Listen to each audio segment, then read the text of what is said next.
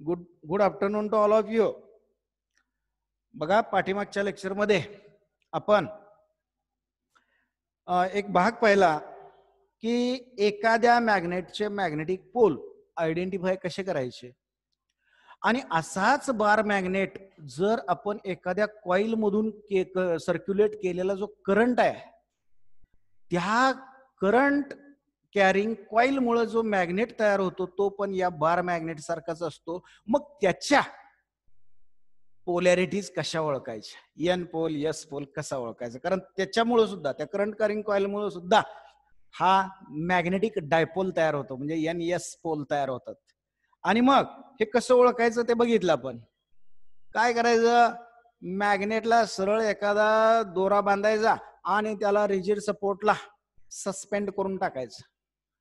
त्याचा जो pole geographic north कडे असेल तो मॅग्नेटिक नॉर्थ पोल, जो पोल जिओग्राफिकल साऊथ पोल कडे असेल अर्थच्या तो मॅग्नेटिक साऊथ पोल. अशा पद्धतीनं आपण हे आयडेंटिफाय करतो. त्याच पद्धतीनं करंट कॅरिंग कॉईल मधले एन एस पोल, उदाहरणार्थ समजा ही कॉईल आहे, या कॉईल मधून जाणारा करंट, परत एकदा सांगतोय लक्षात घ्या, अशा पद्धतीनं आहे. करंट तुम्हाला माहिती पाहिजे बरं, तो माहिती होतो बॅटरीच्या पोझिशनवरून करंट कुणीकडून कुणीकडे जातोय हे आपल्याला माहिती होतं. आणि मग तो करंट या पद्धतीनं जात असेल. आता तुमच्याकडचा फेस, याला दोन फेस असतात या कॉईलला, एक हा फेस इकडचा आणि एक मागचा फेस. हा फेस म्हणतोय मी. अशा पद्धतीनं तुम्हाला जर क्लॉकवाईज करंट दिसला, हे बघा क्लॉकवाईज घड्याळाच्या काट्याच्या दिशेने, तर घड्याळ धरलं तर ते असंच काटे फिरणार आहेत. आणि मग क्लॉकवाईज डायरेक्शन मध्ये अशा पद्धतीनं करंट जर पास होत असेल तर तो फेस कुठला पोल, यस पोल. आणि तोच करंट बघा, तोच करंट दुसऱ्या फेसकडे तुम्ही बघायला गेला तर कसा दिसतोय, अँटी क्लॉकवाईज दिसतोय बघा आता. आणि मग तो फेस काय असेल, एन पोल. अशा पद्धतीनं आपण current carrying कॉईलच्या magnetic polarities identify करायच्या. त्याचबरोबर मॅग्नेटच्या, बार मॅग्नेटच्या पण पोलॅरिटीज या पद्धतीनं आपण आयडेंटिफाय करायच्या. आता सगळ्यात महत्वाचा भाग आपण बघितला तो ओरिजिन ऑफ मॅग्नेटिझम. या फेरो मॅग्नेटिक मटेरियलला परमनंट मॅग्नेटिझम का असतं त्याची चर्चा आपण सविस्तर केली. 2 मिनिटांमध्ये फक्त मी काय करतो, रिन्यू करतो आणि मग पुढे जायचं आहे. या मटेरियलच्या ऍटमच्या आउटरमोस्ट ऑर्बिट मध्ये असणारे इलेक्ट्रॉन यासाठी कारणीभूत असतात, लक्षात ठेवायचं. मग त्या ऍटमचे आउटरमोस्ट ऑर्बिटल इलेक्ट्रॉन हे net resultant circulating current produce करतात फिरताना.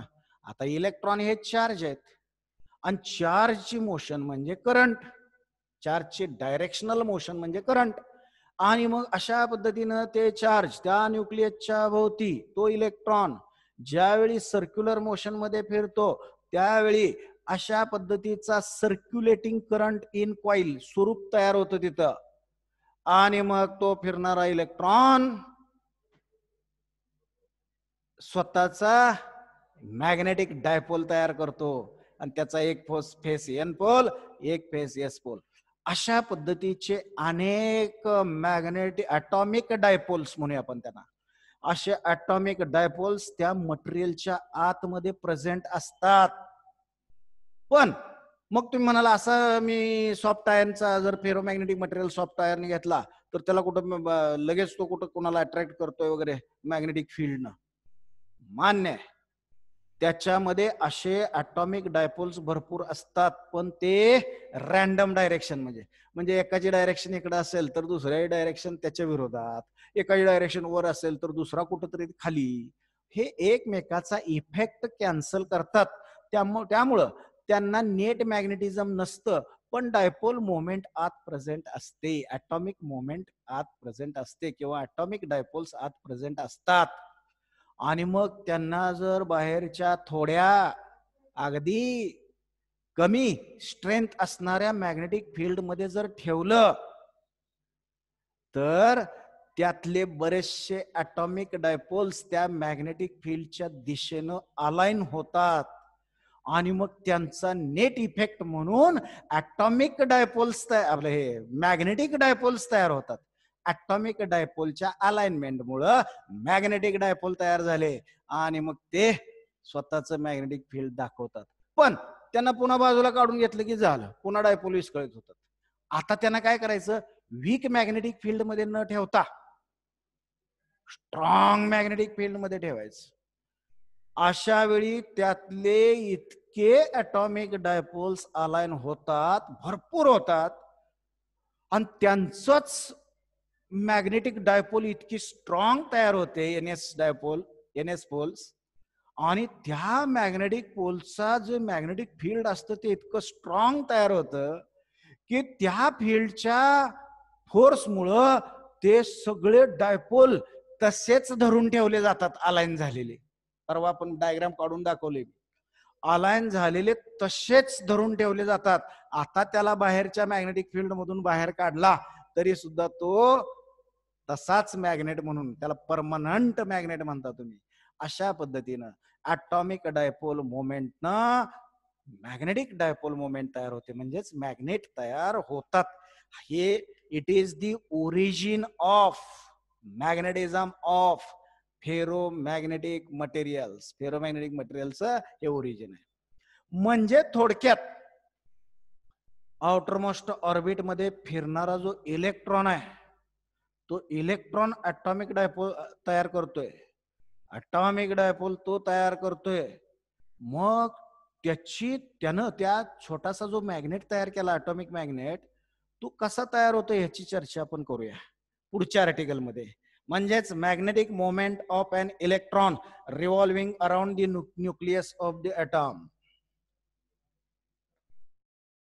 मॅग्नेटिक मोमेंट किंवा atomic magnetic moment of revolving electron revolving electron round the nucleus. का तर लिहित बसत नाही, तुम्हाला माहित आहे इलेक्ट्रॉन कोणाच्या भोवती रिव्हॉल्व होतो हे तुम्हाला माहित आहे. ऍटमच्या भोवती, ऍटमच्या न्यूक्लियसच्या भोवती तो काय होतो, रिव्हॉल्व होतो. असा रिव्हॉल्विंग इलेक्ट्रॉन किती मॅग्नेटिक मोमेंट म्हणजे ऍटॉमिक मॅग्नेटिक मोमेंट तयार करतो ह्याचं कॅल्क्युलेशनच करूया आपण, ह्याचं कॅल्क्युलेशन करूया. मग त्यासाठी मी सिच्युएशन घेतो. बघा, एक इलेक्ट्रॉन हा समजा या डायरेक्शन मध्ये या न्यूक्लियसच्या भोवती, किंवा न्यूक्लियस म्हणजे सेंटरच म्हणतो, या सेंटरच्या अबाउट तो रिव्हॉल्व होतोय इलेक्ट्रॉन. कुठल्या डायरेक्शन मध्ये, अँटी क्लॉकवाईज डायरेक्शन मध्ये रिव्हॉल्व होतोय असं समजूया. ज्या ती इलेक्ट्रॉन अँटी क्लॉकवाईज, आणि प्लेन कुठलं घेतलंय बघा, या ब्लॅकबोर्डला परपेंडिक्युलर प्लेन म्हणजे माझ्या हाताचं प्लेन, याच्यावर तो इलेक्ट्रॉन अशा पद्धतीनं अँटी क्लॉकवाईज डायरेक्शन मध्ये रिव्हॉल्व होतोय. आणि हा हात मी ब्लॅकबोर्डला परपेंडिक्युलर धरलाय म्हणून तुम्हाला असं दिसते. नाहीतर सर्क्युलर मोशन म्हणणार, सरांनी सर्कल असं कसं काढलं, तर तुम्हाला तो थोडस इलिप्स सारखं दिसेल अशा पद्धतीने. आणि मग ब्लॅकबोर्डच्या परपेंडिक्युलर प्लेन मध्ये मोशन आहे, म्हणजे या मोशनचा जो ऍक्सिस ऑफ रिव्होल्युशन म्हणजे सेंटर मधून जाणारी, आणि त्या ज्या प्लेन मध्ये इलेक्ट्रॉन रिव्हॉल्व होतोय त्या प्लेनला परपेंडिक्युलर असणारी लाईन म्हणजे या रिव्होल्युशनचा ऍक्सिस ऑफ रिव्होल्युशन त्याला म्हणूया. या ऍक्सिस ऑफ रिव्होल्युशनच्या भोवती अशा पद्धतीनं हा इलेक्ट्रॉन अँटी क्लॉकवाईज डायरेक्शन मध्ये मूव्ह होतोय. ज्या अर्थी इलेक्ट्रॉन म्हणजे चार्ज अँटी क्लॉकवाईज डायरेक्शन मध्ये मूव्ह होतोय, त्या अर्थी तेवढाच पॉझिटिव्ह चार्ज क्लॉकवाईज मध्ये मूव्ह होतोय. म्हणजे इलेक्ट्रिक करंट आपण इलेक्ट्रॉनच्या विरुद्ध दिशेने दाखवतो, म्हणजे पॉझिटिव्ह चार्जच्या दिशेनं. आणि मग इलेक्ट्रिक करंट आहे आय एवढा, या इलेक्ट्रॉनच्या मोशनमुळे इलेक्ट्रिक करंट आय एवढा क्लॉकवाईज डायरेक्शन मध्ये, म्हणजे इलेक्ट्रॉनच्या विरुद्ध दिशेनं. हे लक्षात ठेवायचं, इलेक्ट्रॉनची विरुद्ध दिशा आपण करंट दाखवण्यासाठी घेतो. आणि मग अशा पद्धतीची मी सिच्युएशन घेतली. आता मला याची डायपोल मोमेंट काढायची आहे, आणि माहित आहे फॉर्म्युला तुम्हाला डायपोल मोमेंटचा. बघा काय फॉर्म्युला डायपोल मोमेंटचा, तर मॅग्नेटिक डायपोल मोमेंट याला कॅपिटल एम म्हणतो. तुमच्या पुस्तकामध्ये नाही, स्मॉल एम म्हटलंय. बरं ठीक आहे, स्मॉल एम. आणि ही कुणामुळे आहे dipole moment, magnetic dipole moment? तर या इलेक्ट्रॉनच्या मोशन, ऑर्बिटल मोशन मुळे, म्हणजेच रिव्होल्युशनरी मोशन मुळे. मग एम ऑर्बिटल म्हणतो, MORB म्हणतो, म्हणजे ऑर्बिटल मोशन मुळे असणारी मॅग्नेटिक डायपोल मोमेंट. माहित आहे तुम्हाला मॅग्नेटिक डायपोल मोमेंटचा फॉर्म्युला? मागच्या चॅप्टर मध्ये बघितलाय, magnetic effect of electric current किंवा magnetic fields due to electric current. या चॅप्टर मध्ये आपण तो पाहिलेला आहे. NIA. N म्हणजे नंबर ऑफ टर्न्स त्या कॉइल मधले, I म्हणजे एका टर्न मधला करंट, आणि A म्हणजे त्या कॉइलचा एरिया, म्हणजे एका टर्न ऑक्युपाय केलेला एरिया. अशा पद्धतीनं आपण, पण आता इथं नंबर ऑफ टर्न्स नाहीत बाळांनो, कारण कॉइल नव्हे ती, इलेक्ट्रॉनची रिव्हॉल्युशन आहे. मग आपण एकच रिव्हॉल्युशन घेऊया की, एका रिव्हॉल्युशनचा विचार करूया. म्हणजे N झाला 1, N झाला किती 1, एकाच रिव्हॉल्युशन मध्ये आपल्याला मॅग्नेटिक मोमेंट काढायचे. म्हणजेच M orbital equal to IA झाला बघा. आता हे काय तुम्हाला माहित आहे, सर्क्युलर आहे. मग या इलेक्ट्रॉनची रेडियस जर R असेल, ऑर्बिटिंग रेडियस जर R असेल, तर एरिया झाला πr², म्हणजेच सर्क्युलर एरिया झाला. मग आता हे झाले मॅग्नेटिक ऑर्बिटल मोमेंट. आता करंट काढूया, याला इक्वेशन 1 म्हणतो. आता करंट तेवढा कॅल्क्युलेट करूया. करंट कॅल्क्युलेट करण्यासाठी मी असं म्हणतो, E एवढा चार्ज, इलेक्ट्रॉनचा चार्ज E एवढा आहे, 1.6 × 10⁻⁻19 कुलोम निगेटिव्ह एवढा चार्ज आहे इलेक्ट्रॉनचा, त्याला मी E म्हणतो. E एवढा चार्ज एक रिव्हॉल्युशन घेण्यासाठी कॅपिटल T एवढा टाइम घेतो. आता कॅपिटल T मी का म्हटलं बघा, कारण आपल्याला माहित आहे अशा रिव्होल्युशनरी मोशन मध्ये एका रिव्होल्युशन साठी लागणारा टाइम म्हणजे त्याला आपण म्हणतो पिरियडिक टाइम किंवा नुसतं पिरियड म्हणतो. आणि मग पिरियडिक टाइम आपण कॅपिटल T न दाखवलाय. कशाने दाखवलाय पिरियडिक टाइम? कॅपिटल T न दाखवलाय. म्हणून मी इथं कॅपिटल T घेतोय बरं का. टाइम एक रिव्होल्युशन मध्ये चार्ज किती गेला, तर एक इलेक्ट्रॉनच जातोय. म्हणजे समजा मी इथं गृहीत धरला हा पॉइंट A, हा पॉइंट ह्याला O म्हणतो, सेंटरला. A पॉइंट पासून तो निघाला आणि परत A पॉइंटलाच आला. टोटल डिस्प्लेसमेंट 0, पण डिस्टन्स किती कव्हर केलं? 2πr, म्हणजे सरकम्फरन्स एवढं डिस्टन्स पूर्ण केलं. आणि मग एक इलेक्ट्रॉन एकदाच गेला, एका रिव्होल्युशन मध्ये एक इलेक्ट्रॉन एकदाच गेला, म्हणजे चार्ज किती गेला? तर E एवढा. बर किती वेळात गेला? तर एका रिव्होल्युशनला लागणारा टाइम म्हणजे पिरियडिक टाइम T. आणि मग आपल्याला करंटची definition, amount of charge passes through the given cross section in unit time. एका सेकंदात कंडक्टरच्या दिलेल्या क्रॉस सेक्शन, दिलेल्या म्हणजे एवढा घ्या, नाही एवढा घ्या क्रॉस सेक्शन, नाहीतर आणखी सुईच्या टोका एवढा घ्या, दिलेल्या क्रॉस सेक्शन मधून एका सेकंदात किती चार्ज गेला त्याला म्हणतो आपण इलेक्ट्रिक करंट. मग इलेक्ट्रिक करंटच्या डेफिनेशन नुसार म्हणजे I equal to electric current झाला बघा E/T. E/T. आता याला म्हणतो इक्वेशन 2. यातला चार्ज आपल्याला माहित आहे, पिरियड काढूया. मग पिरियड काढण्यासाठी मला माहित आहे यामध्ये या इलेक्ट्रॉननं एका रिव्होल्युशन मध्ये डिस्टन्स किती पूर्ण केलं, तर सरकम्फरन्स एवढं, म्हणजेच 2πr एवढं डिस्टन्स कव्हर केलं. आणि ते किती वेळात केलं, तर एका रिव्होल्युशन साठी लागणारा टाइम T एवढ्या वेळात केलं, म्हणजे टाइम आपल्याला मिळाला कॅपिटल T. मग डिस्टन्स मिळालं, टाइम मिळाला. डिस्टन्स आणि टाइम वरून त्या इलेक्ट्रॉनची टॅन्जेन्शियल वेलॉसिटी, सर्क्युलर मोशन मध्ये घेतलंय आपण, टॅन्जेन्शियल वेलॉसिटी म्हणजे लिनियर वेलॉसिटी, टॅन्जंट न दाखवतो आपण सर्क्युलर मोशन मध्ये.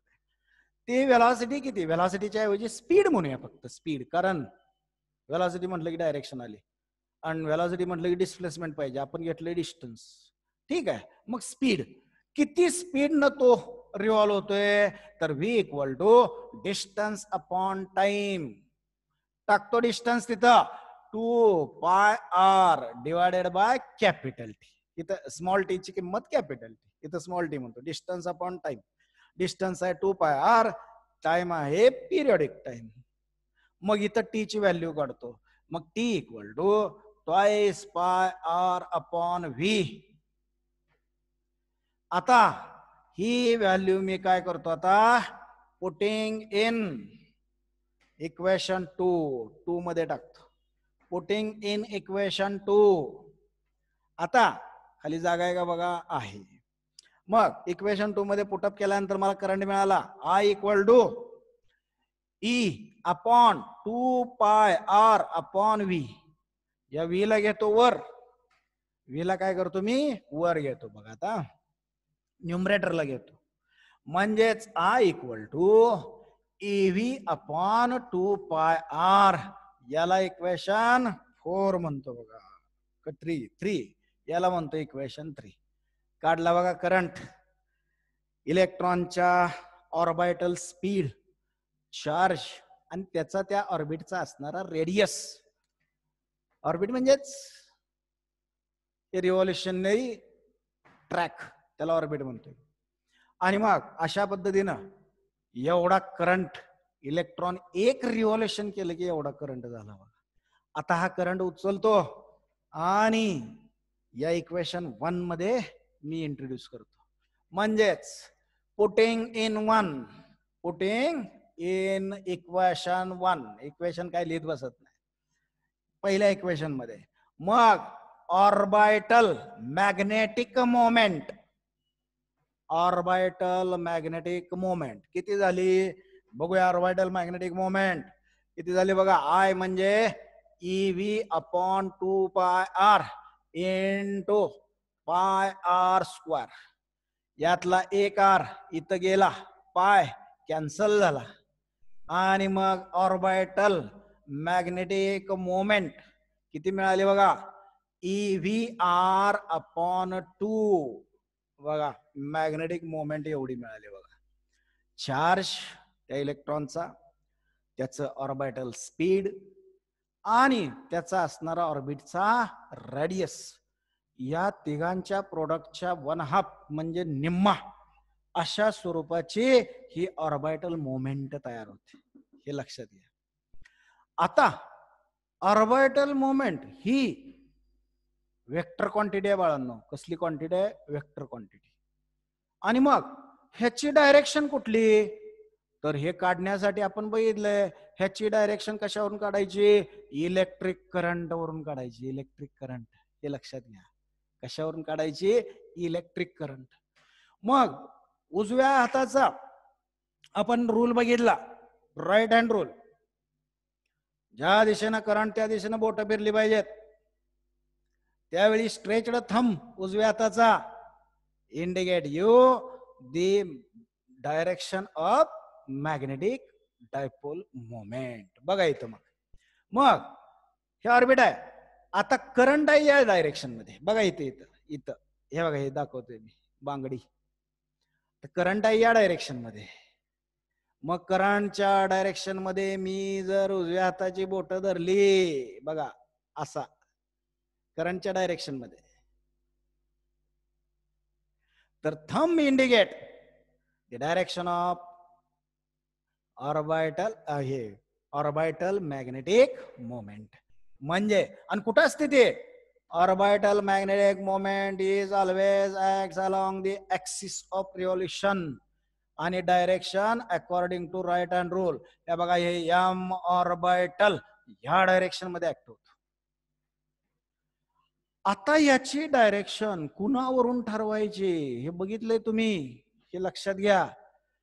Orbital dipole moment is always acts from S pole to N pole. वाक्य तयार करून ठेवलंय आपण. Electric dipole moment is always acts from negative to positive. Electric charge.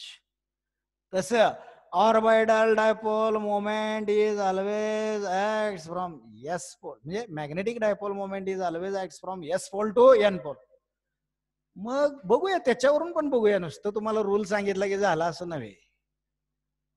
त्याच्यावरून पण बघूया आपण डायपोल मोमेंट त्याच डायरेक्शन मध्ये येते का. बरोबर. मग आता हा इलेक्ट्रिक करंट आहे. त्या इलेक्ट्रिक करंटचा एखादा इलेमेंट म्हणजे तुकडा याचा उजव्या हातात धरायचा, करंटच्या दिशेनं थंब बघा आणि बोट वळवायची.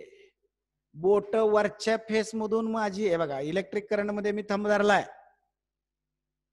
बोट माझी वरच्या फेस मधून आत जात आहेत आणि खालच्या फेस मधून बाहेर येत आहेत. वरच्या फेस मधून आत, खालच्या फेस मधून बाहेर. म्हणजे वरच्या फेस मधून मॅग्नेटिक लाईन्स ऑफ फोर्स आत जात आहेत, म्हणजे वरचा फेस एस पोल. आत जाणाऱ्या लाईन्स ऑफ फोर्स म्हणजे S pole, magnetic lines of force. बाहेर येणाऱ्या मॅग्नेटिक लाईन्स ऑफ फोर्स म्हणजे एन पोल, म्हणजे खालचा एन पोल वरचा S pole. S to N magnetic dipole moment, S to N. आले का? आलं का? लक्षात आलं का? आता अजून एका वेक्टर क्वांटिटीशी आपल्याला ह्याचं रिलेशन द्यायचं आहे, वेक्टर क्वांटिटीशी. पण यात बघितलं तर व्ही आपण घेतलाय, व्हेलॉसिटी म्हणत नाही, स्पीड म्हणतोय, म्हणजे स्केलरच आहे. बरं, आर नुसती रेडियस घेतले. आपण काय करूया, एक इफेक्टिव्ह वेक्टर यात आणूया, जो वेक्टर आपण पहिल्या चॅप्टर मध्ये शिकलोय. रोटेशनल डायनॅमिक मध्ये अँग्युलर मोमेंटम वेक्टर शिकलोय की नाही, अँग्युलर मोमेंटम, ज्याला एल न दाखवतो आपण. काय असतो अँग्युलर मोमेंटम? तर L equal to M V R किंवा M R omega square, M R square omega, M R square म्हणजे व्ही मध्ये घ्या नाहीतर ओमेगा मध्ये. ठीक आहे. व्ही ची किंमत काय? V equal to R omega झाला, आर आर आर स्क्वेअर झाला, एम आर स्क्वेअर ओमेगा. अशा पद्धतीने आलं लक्षात? अशा पद्धतीने दोन मॅग्नेट्यूड, मी ही घेतो फक्त एम व्ही आर.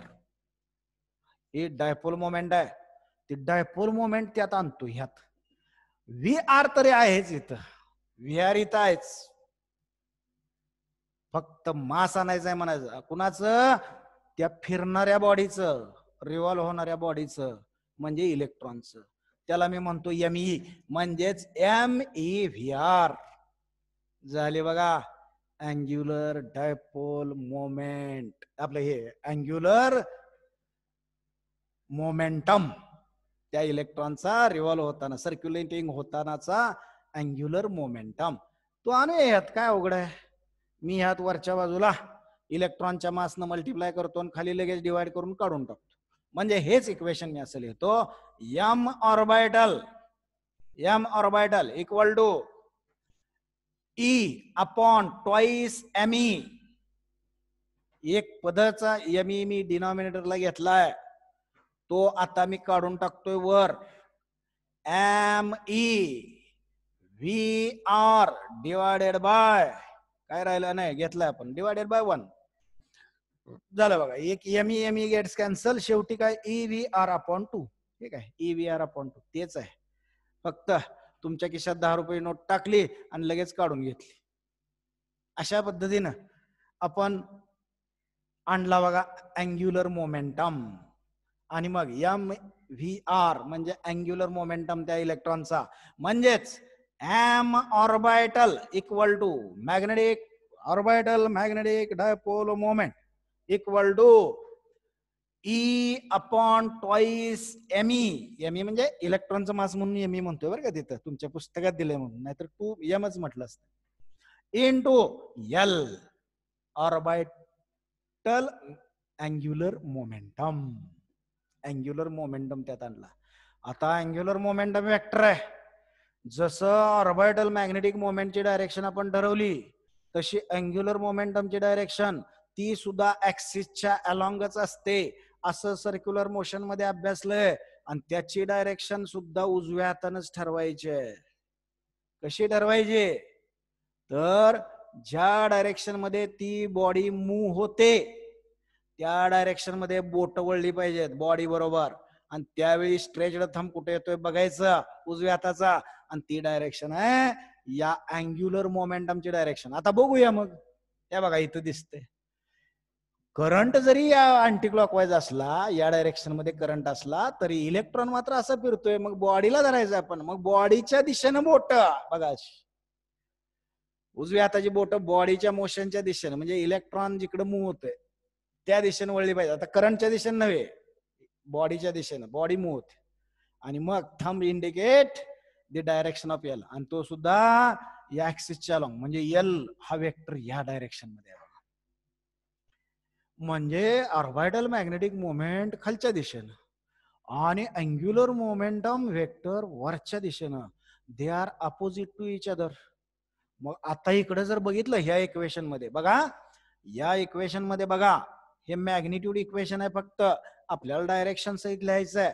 यामध्ये charge scalar quantity, E scalar quantity, 2 हा नंबरच आहे, स्केलर क्वांटिटी. एमई म्हणजे इलेक्ट्रॉनचं मास, मास ही स्केलर क्वांटिटी आहे. हे सगळे स्केलर आहेत, तिन्हीच्या तिन्ही. राहिला एल फक्त, आणि तो वेक्टर आहे, आणि त्याची डायरेक्शन आणि orbital magnetic moment M orbit, ही या दोघांच्या डायरेक्शन आता एकमेकाला पूरक अशा स्वरूपाच्या आहेत. पण इथं तर मला दिसतंय एम ऑर्बिट आणि एल अपोजिट डायरेक्शन मध्ये आहेत. मग फक्त काय करूया, इथं मायनस साइन घेऊया आणि हे दोन वेक्टर दाखवूया, संपलं बघा. म्हणजे डायरेक्शन सहित हे रिलेशन आलं, ही मॅग्निट्यूड आहे. आता डायरेक्शन सहित रिलेशन काय आलं बघा, M orbital bar equal to, M orbital bar equal to, पलीकडे जागा आहे का बघा, आहे. M orbital equal to E upon twice M into L bar, म्हणजेच अँग्युलर मोमेंटम वेक्टर बघा. आणि ह्या दोघांचे डायरेक्शन आहे अपोजिट, हे दोन वेक्टर आहेत आणि त्यांची डायरेक्शन अपोजिट, म्हणून मध्ये मायनस साइन.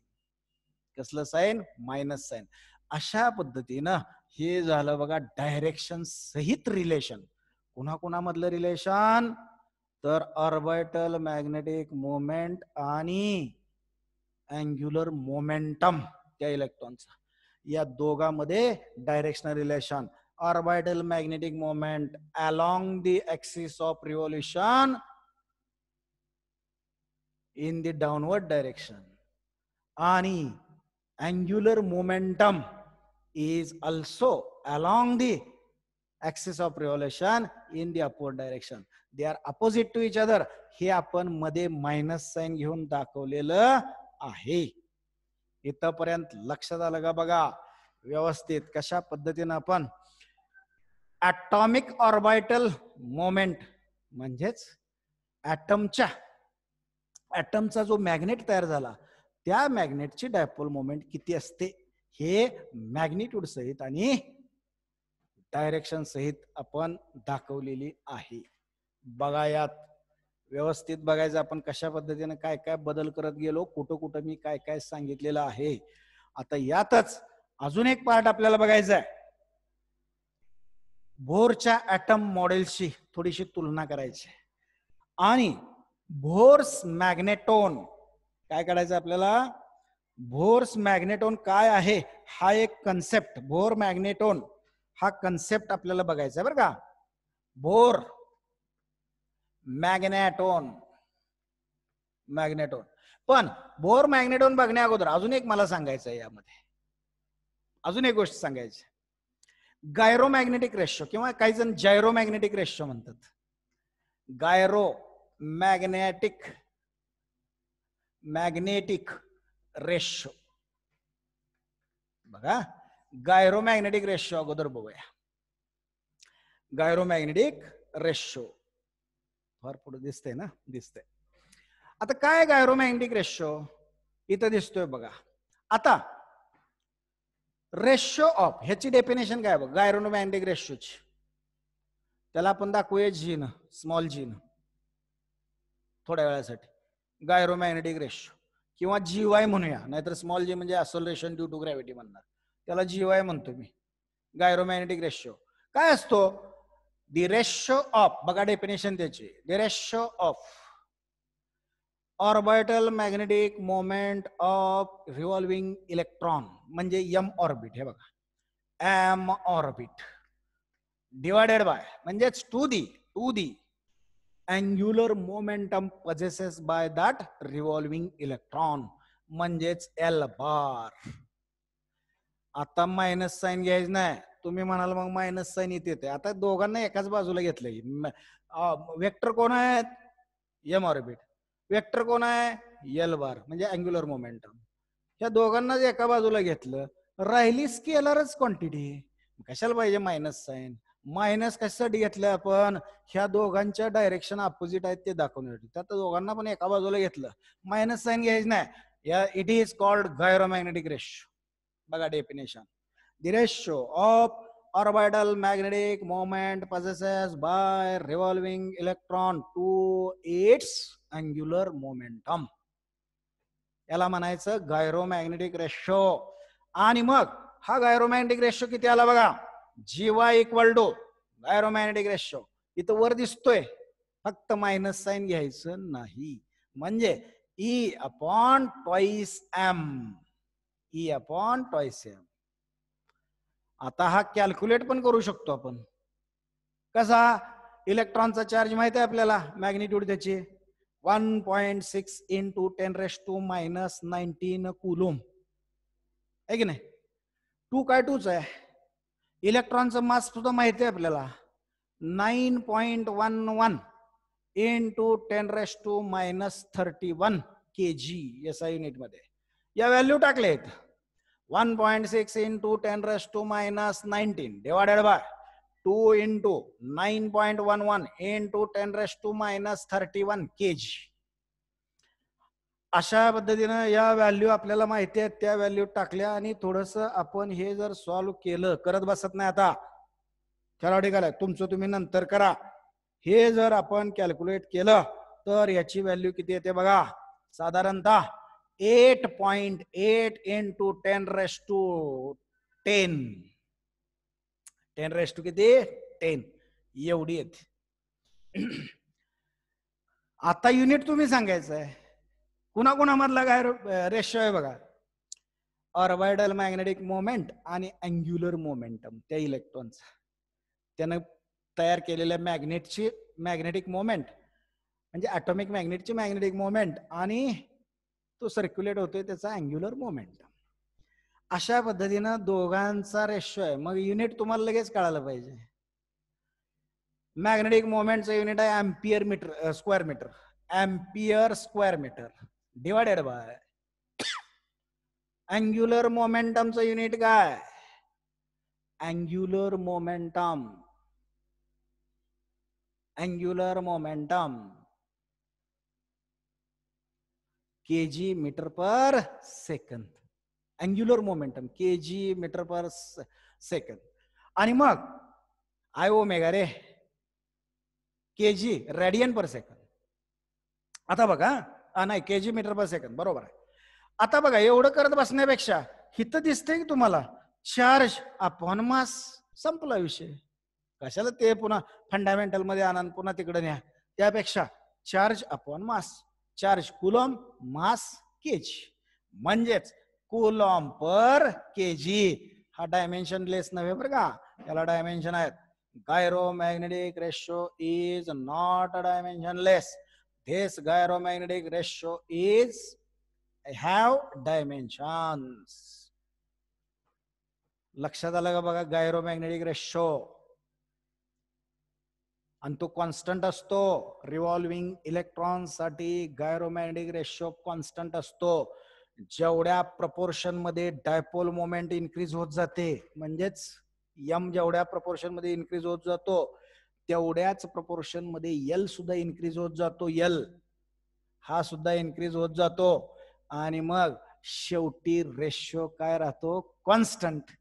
काय, चार्ज टू मास. आता इलेक्ट्रॉनचा चार्ज कॉन्स्टंट आहे, इलेक्ट्रॉनचा मास कॉन्स्टंट आहे, दोन कॉन्स्टंट आहे, म्हणजे हे कॉन्स्टंटच राहतं. म्हणून त्याला गायरोमॅग्नेटिक कॉन्स्टंट काही जण म्हणतात, किंवा काही जण उच्चार जायरोमॅग्नेटिक करतात बरं का, केला तरी हरकत नाही. आता याच आर्टिकल मध्ये आपल्याला अजून एक भाग बघायचा आहे. त्याला म्हणतात बोर्स मॅग्नेटॉन. आता हे तुम्हाला समजलं असेल असं गृहीत धरतो आणि मग हे पुसणार आहे बरं का मी. काय काय केलं परत एकदा बघा. NIA is nothing but magnetic dipole moment. हे आपण मागच्या चॅप्टर मध्ये प्रूव्ह करून ठेवलेला आहे. तो फॉर्म्युला घेतला, पण इथं मी कॉईल घेतलेला नाही. हा कॉईलचा फॉर्म्युला आहे. कॉईल नाही, एकच इलेक्ट्रॉन घेतलाय आणि त्याचंही एकच ऑर्बिट घेणार आहे, म्हणजे एकच रिव्हॉल्युशन घेणार आहे. म्हणून N = 1 म्हणजे डायपोल मोमेंट आली I. त्यातला एरिया माहित आहे मला, सर्क्युलर आहे म्हणून πr². रेडियस r असेल तर. करंट काढला मी डेफिनेशन वरून, चार्ज अपॉन टाइम या डेफिनेशन वरून. त्यानंतर व्हेलॉसिटी काढली, त्यामध्ये तो पिरियड काढला, पिरियड करंट मध्ये टाकला, करंट मिळवला आणि तो टाकून मी EVR/2 हा फॉर्म्युला आता पाठच करून ठेवायचा. एखादा इलेक्ट्रॉन एखाद्या न्यूक्लियस भोवती फिरत असेल तर तो मॅग्नेटिक ॲटॉमिक मॅग्नेट तयार करतो. आपला ओरिजिन आहे तो मॅग्नेटिझमचा. तो ॲटॉमिक मॅग्नेटची मुवमेंट एवढी असते, हे पाठच करून ठेवायचं. डायरेक्शन सहित बघितलं तर डायरेक्शन कोणामध्ये संबंध येतोय तर अँग्युलर मोमेंटम आणि ऑर्बिटल डायपोल मोमेंट यांच्यामध्ये डायरेक्शनल रिलेशन बघितलं. गायरोमॅग्नेटिक रेशो डिफाईन केला आणि कॅल्क्युलेट पण केला, तो पण आता लक्षात ठेवायचा. आता मला थोडस यामध्ये आणखी एक छोटस आर्टिकल इथं डिस्कस करायचं आहे आणि ते आर्टिकल म्हणजे त्याला म्हणतात बोर्स मॅग्नेटॉन. बोर मॅग्नेटॉन. मॅग्नेटॉन दिलंय म्हणून आता त्याला पर्याय नाही. आता Bohr, Niels Bohr, Nobel prize winner, त्याने एक स्वतःचा ॲटम मॉडेल दिलं. ॲटम मॉडेल, त्या ॲटम मॉडेलमध्ये त्यानं 3 पॉस्ट्युलेट दिली, म्हणजे गृहीतक दिली. ॲटम मॉडेल हे त्याच्या 3 पॉस्ट्युलेटवर डिपेंड आहे. बोरचं ॲटम मॉडेल हे त्याच्या 3 पॉस्ट्युलेटवर डिपेंड आहे. तुम्ही व्हेक्टर ॲटम मॉडेल शिकताय, त्याच्या अगोदरच हे बोर ॲटम मॉडेल. ॲटमच्या कन्स्ट्रक्शन मध्ये किंवा डिस्कशन मध्ये पहिल्यांदा आपले महर्षी कनाद त्यांनी पहिला कन्सेप्ट मांडला होता. Each and every matter in this universe is made with the help of same unit and it is known as परमाणु. एकाच युनिट पासून बनलेला आहे आणि त्याला परमाणु नाव दिलं त्यांनी. पुन्हा जॉन डाल्टन ना ॲटम असं नाव दिलं. त्यानंतर जॉन डाल्टन, डाल्टन नंतर J.J. थॉम्सन, त्यानंतर रुदरफोर्ड, त्यानंतर चॅडविक, त्यानंतर बोर्स.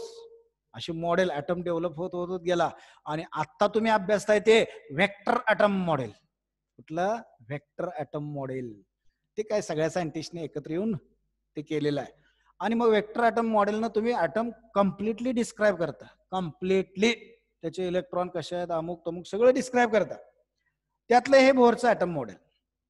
आता बोरचे 3 पॉस्ट्युलेट आहेत बघा, गृहीतक आहेत, त्याच्यावरच डिपेंड आहे त्याचं मॉडेल. पहिलं पॉस्ट्युलेट काय? Electron is revolving round the nucleus in stationary orbit. In circular motion. Stationary circular orbit म्हणतो. मग सर्क्युलर ऑर्बिट साठी काय पाहिजे? Centripetal force. आणि मग तो म्हणतो the required centripetal force is provided by electrostatic force between charged nucleus and that charged electron. इलेक्ट्रॉनचा निगेटिव्ह हा पॉझिटिव्ह यांच्यातला जो इलेक्ट्रोस्टॅटिक फोर्स ऑफ अट्रॅक्शन आहे तो सेंट्रिपिटल म्हणून काम करतो आणि स्टेशनरी ऑर्बिट देतो. कसला ऑर्बिट? Stationery circular orbit. हे पहिलं पॉस्ट्युलेट. दुसरा पॉस्ट्युलेट देतो. आता इलेक्ट्रॉन समजा तो हायड्रोजन ॲटम आहे, म्हणजे एकच प्रोटॉन म्हणजे न्यूक्लियस, नॉर्मल स्टेट. एखादा इलेक्ट्रॉन आला आणि हायड्रोजन ॲटम तयार झाला. त्यानं त्या न्यूक्लियसनं तो इलेक्ट्रॉन घेतला आणि मग तो इलेक्ट्रॉन त्याच्या भोवती फिरायला लागला आणि हायड्रोजन ॲटम तयार झाला. आता हा हायड्रोजन ॲटम कुठल्या ऑर्बिट मध्ये फिरतोय त्याच्यावर त्या हायड्रोजनची एनर्जी डिपेंड असते. एनर्जी डिपेंड असते. बर, तो सगळ्यात आतल्यात जाऊन फिरणार आहे का जरा बाहेरच्या ऑर्बिट मध्ये? ऑर्बिट भरपूर असते, इनफायनाइट ऑर्बिट. एक इलेक्ट्रॉन म्हणून ऑर्बिट एकच नव्हे, लक्षात घ्या. पॉझिटिव्ह चार्ज आहे तिथं, त्याचं इलेक्ट्रिक फील्ड आहे, ऑर्बिट इन्फायनाइट, इलेक्ट्रिक फील्ड संपेपर्यंत ऑर्बिट त्याच्यापासून. मग तो कुठलं ऑर्बिट घेतो हे त्या येणाऱ्या इलेक्ट्रॉनच्या कायनेटिक एनर्जीवर डिपेंड आहे. आणि मग तो फक्त सिलेक्टेड ऑर्बिट घेतो. म्हणजे सेकंड पॉस्ट्युलेट मध्ये बोर सांगतो इलेक्ट्रॉन कुठली पण ऑर्बिट जाऊन घेत नाही तिथं, तो सिलेक्टेड ऑर्बिट घेतो, फक्त सिलेक्टेड ऑर्बिट. आणि ही सिलेक्टेड ऑर्बिट तो कशी सिलेक्ट करतो हे त्यानं सेकंड पॉस्ट्युलेट मध्ये सांगितलंय. Electron revolving in only selective orbits in which, ज्यामध्ये त्याची एनर्जी आपलं त्याचा अँग्युलर मोमेंटम तिथे घेतला बघा, रिव्हॉल्विंग इलेक्ट्रॉनचा अँग्युलर मोमेंटम हा एल, हा किती असला पाहिजे तर n टाइम्स h/2π किंवा h/2π ला h क्रॉस पण म्हणतात बरं का, h क्रॉस असं काही पुस्तकामध्ये असं दिसेल, h क्रॉस. h क्रॉस म्हणजेच h/2π, हे लक्षात घ्या. आणि मग तो सांगतो पहिल्या ऑर्बिटमध्ये इलेक्ट्रॉन फिरणार आहे, यांची व्हॅल्यू 1 घ्यायची, h/2π आहेच मल्टिप्लाय त्याला. दुसऱ्या ऑर्बिट मध्ये फिरतोय, यांची व्हॅल्यू 2 घ्यायची, तिसऱ्यामध्ये भरतोय 3 घ्यायची, चौथ्यामध्ये 4 घ्यायचं. आणि म्हणून यांना म्हणतात बोर्स क्वांटम नंबर किंवा प्रिन्सिपल क्वांटम नंबर, पहिला क्वांटम नंबर. म्हणजे तुम्ही वेक्टर ऍटम मॉडेलमध्ये 5 क्वांटम नंबर घेताय, 5, 1 हा principal quantum number, 2 azimuthal quantum number किंवा angular momentum quantum number, 3 magnetic quantum number, 4 orbital quantum number आणि 5 स्पिन क्वांटम नंबर. बरोबर. त्यातल्या कुठलेही 4 विचारात घेता. पाऊली, अकॉर्डिंग टू पाऊलीज एक्सक्लुजन प्रिन्सिपल, पाऊलीच्या म्हणण्याप्रमाणे केमिस्ट्रीमध्ये आहे बघा, तुम्हाला कुठले 2 इलेक्ट्रॉन घेतले तर या 4 क्वांटम नंबर पैकी 3 असू शकतात समान, पण 1 मात्र तो वेगळा असतोच. आणि मग पाऊलीज एक्सक्लुजन प्रिन्सिपल, अशा पद्धतीने तुम्ही ते सिलेक्ट करता. त्यातला हा आहे प्रिन्सिपल क्वांटम नंबर. कुठला क्वांटम नंबर आहे? प्रिन्सिपल क्वांटम नंबर किंवा बोर्स क्वांटम नंबर असेही म्हणतात. आणि मग यल म्हणजे एमव्हीआर आहे आपल्याकडे इथं बघा, यल म्हणजे एमव्हीआर, या बघा इथं घेतलंय. म्हणजे magnetic orbital magnetic moment is equal to E/2me into L. ची किंमत टाकूया तिथं बोरच्या सेकंड पॉस्ट्युलेट प्रमाणे. आणि बोरचं तिसरं पॉस्ट्युलेट आहे, केमिस्ट्रीमध्ये घेताय बरं का. तिसरं पॉस्ट्युलेट फक्त सांगतो आणि मग पुढे जाऊया. मला इथं काय गरजेचं नाही, पहिलं आणि तिसरं गरजेचं नाही, मला दुसरं गरजेचं आहे, मी घेतलं इथं. तिसरं पॉस्ट्युलेट फक्त सांगतो.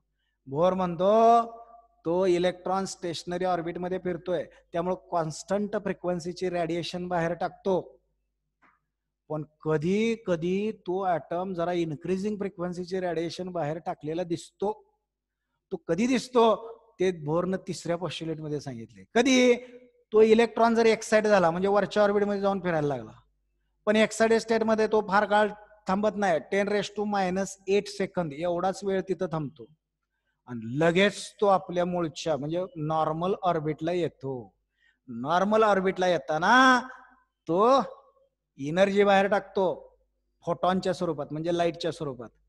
आणि त्या लाईटची ती एनर्जी किती असते तर वरच्या ऑर्बिटची एनर्जी मायनस खालच्या ऑर्बिटची एनर्जी, म्हणजेच हायर ऑर्बिटची एनर्जी मायनस लोअर ऑर्बिटची एनर्जी, एवढी एनर्जी तो बाहेर टाकतो फोटॉनच्या म्हणजे लाईटच्या स्वरूपात म्हणजे रेडिएशनच्या स्वरूपात. अशा पद्धतीनं when electron jumps from higher energy orbit to lower energy orbit, it emits energy in the form of quanta or photon. हे तिसरं पॉस्ट्युलेट आहे बरं का बोरचं. मी काय येत नाही तिकडे, केमिस्ट्री मध्ये आहे, तुम्हाला त्यात तुम्ही स्टडी करू शकता. मला दुसरं पॉस्ट्युलेट पाहिजे. कुठलं पॉस्ट्युलेट? परत एकदा सांगतोय. Revolving electron revolving only in those selective orbit in which the angular momentum of that electron is n times h/2π, where n is principal quantum number or Bohr's quantum number whose values are taken 1, 2, 3 integral multiples म्हणजेच orbit number वर त्याच्या values depend. मग आता ही value उचलतो आणि इथं टाकतो. मला बोर मॅग्नेटून काढायचं आहे ना.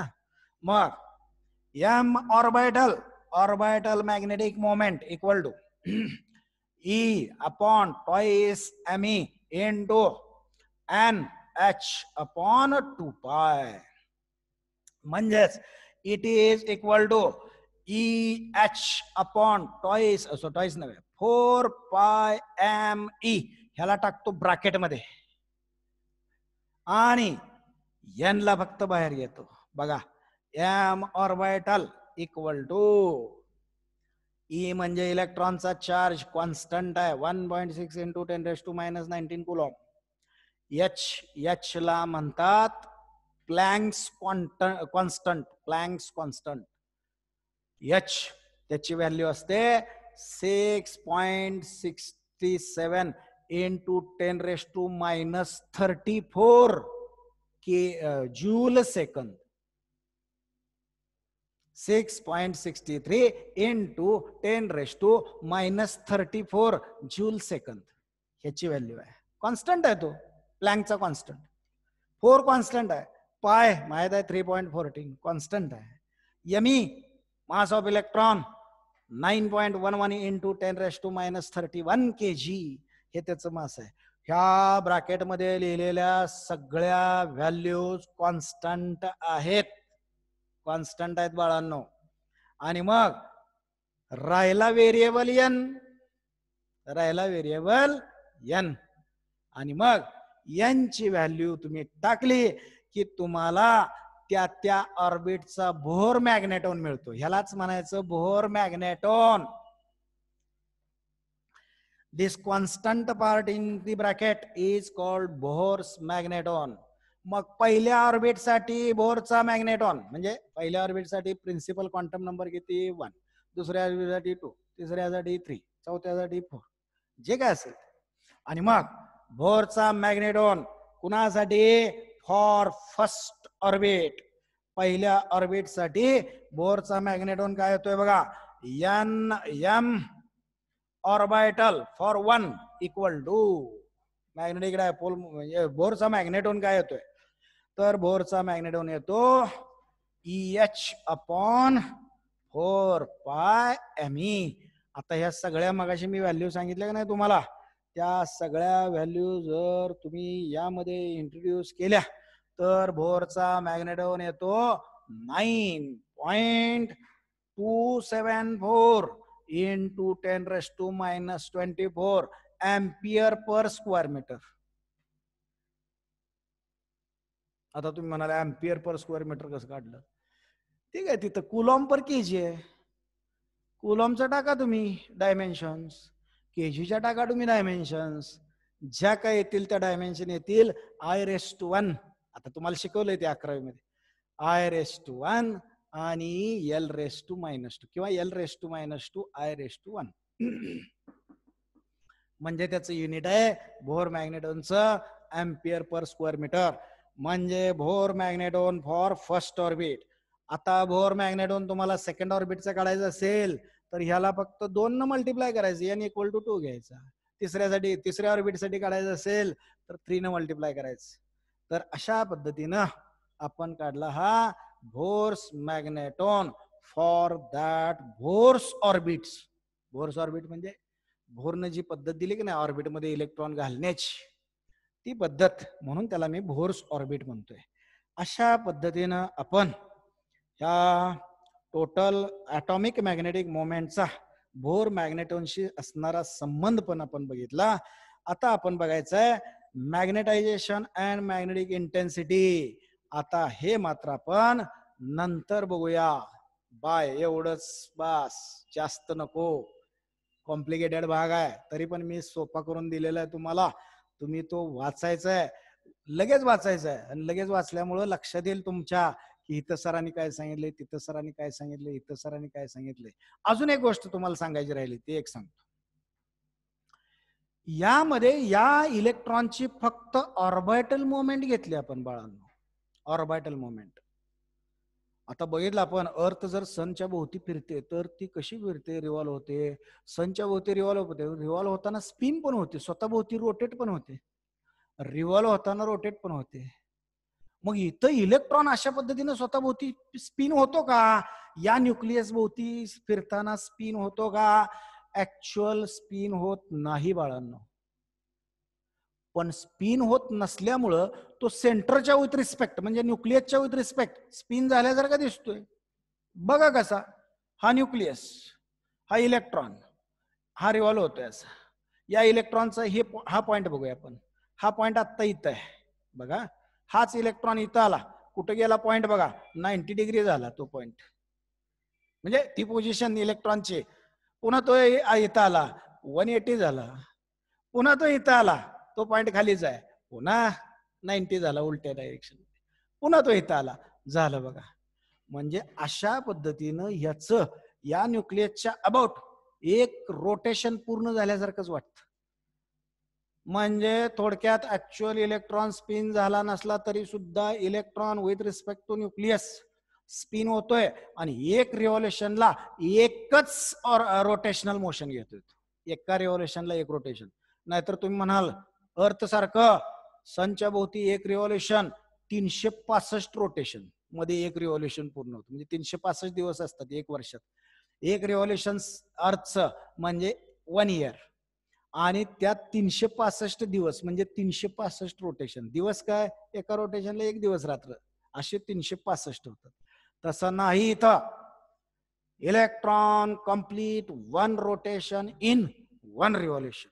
एका रोटेशन मध्ये एकच रिव्हॉल्युशन. मग जर रिव्हॉल्व होताना तो मग अशी बघील तशी मॅग्नेटिक मोमेंट घेत असेल तर स्पिन मोशन सुद्धा मॅग्नेटिक मोमेंट घेतो. स्पिन मोशन सुद्धा मॅग्नेटिक मोमेंट घेतो. आणि म्हणून आपण इथं मगापासून म्हणताना मॅग्नेटिक ऑर्बिटल मोमेंट म्हणतोय. ऑर्बिटल म्हणजे अजून एक आहे स्पिन. Spin magnetic moment. जशी ऑर्बिटल मॅग्नेटिक मोमेंट तशी स्पिन मॅग्नेटिक मोमेंट. आणि मग ही ऑर्बिटल मॅग्नेटिक मोमेंट आणि स्पिन मॅग्नेटिक मोमेंट दोन्ही त्यामध्ये प्रेझेंट असतात. पण एक लक्षात ठेवायचं, ऑर्बिटल मॅग्नेटिक मोमेंट जर वरच्या दिशेने असेल, एम ऑर्बिट जर वरच्या दिशेने असेल तर स्पिन मोमेंट खालच्या डायरेक्शन मध्ये असते. पण ती अगदी स्मॉल असते बरं का, ऑर्बिटलच्या तुलनेत स्मॉल असते. आणि मग या दोन वेक्टरचा रिझल्टंट काढूया.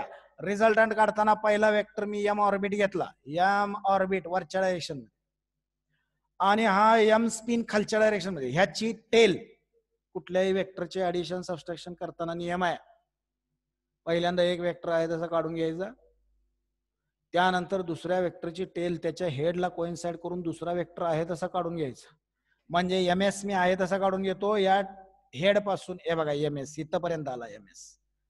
आणि मग म्हणजे एम एस म्हणजे spin magnetic moment, M orbital म्हणजे ऑर्बिटल मॅग्नेटिक मोमेंट, स्पिन म्हणजे spin magnetic moment. Spin motion मुळे सुद्धा मॅग्नेटिझम त्याला मिळतं. आणि मग पहिल्याच्या टेल पासून दुसऱ्याच्या हेड पर्यंत वेक्टर काढला की तो झाला रिझल्टंट. त्याला रिझल्टंट मॅग्नेटिक मोमेंट म्हणूया. म्हणजे ऍक्च्युअल असताना या मॅग्नेटची रिझल्टंट मॅग्नेटिक मोमेंट असते, ही आपण आतापर्यंत कॅल्क्युलेट करतोय. पण स्पिन मॅग्नेटिक मोमेंट आणि याचा रिझल्टंटच आपण इथे घेतोय बरं का, अशा पद्धतीने रिझल्टंटच घेतोय. आणि मग स्पिन मॅग्नेटिक मोमेंट आपण विचारात घेत नाही असं नव्हे, घेतोय ते विचारात. पाऊलूज एक्सक्लुजन प्रिन्सिपल मध्ये तुम्हाला सांगितलं नाही, 4 क्वांटम नंबर घेतात, त्यापैकी एक असतो स्पिन क्वांटम नंबर. मग दिलेल्या ऑर्बिटमध्ये 2 इलेक्ट्रॉन असतील, एक जर क्लॉकवाईज स्पिन होत असेल तर दुसरा अँटी क्लॉकवाईज स्पिन होतो. हे लक्षात घ्या बरं का. एक क्लॉकवाईज स्पिन होत असेल तर दुसरा अँटी क्लॉकवाईज स्पिन होतो.